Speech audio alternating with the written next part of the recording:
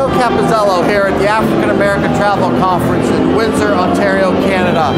We just finished our opening night reception and dinner here in the Skyline Ballroom at the St. Clair Event Center.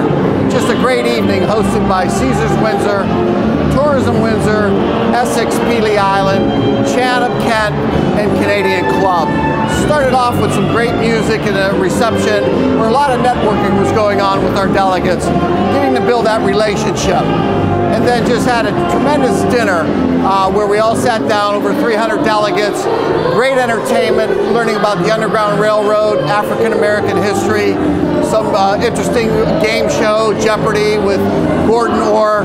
But our delegates really said getting to know each other, getting set for tomorrow, where we start off with breakfast and really beginning marketplace, where business gets done on the marketplace floor.